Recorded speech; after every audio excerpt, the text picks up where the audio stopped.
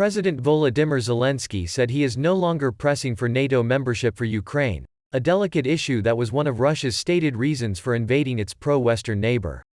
In another apparent nod aimed at placating Moscow, Zelensky said he is open to compromise on the status of two breakaway pro-Russian territories that President Vladimir Putin recognized as independent just before unleashing the invasion on February 24. "I have cooled down regarding this question a long time ago after we understood that NATO is not prepared to accept Ukraine," Zelensky said in an interview aired Monday night on ABC News. "The alliance is afraid of controversial things and confrontation with Russia," the president added.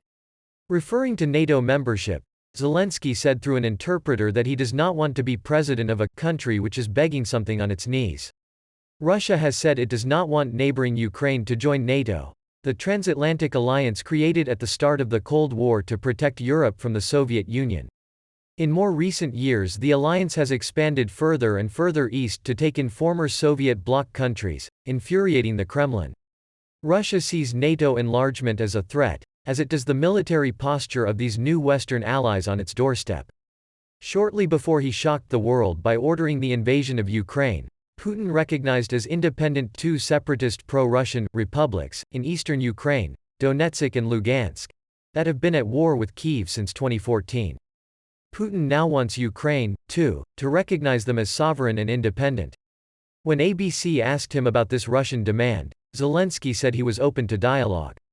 "I'm talking about security guarantees," he said. He said these two regions have not been recognized by anyone but Russia, these pseudo-republics.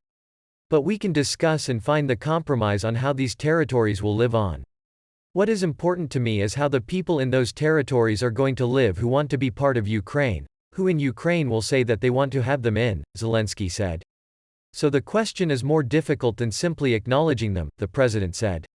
"This is another ultimatum and we are not prepared for ultimatums. What needs to be done is for President Putin to start talking, start the dialogue instead of living in the informational bubble without oxygen."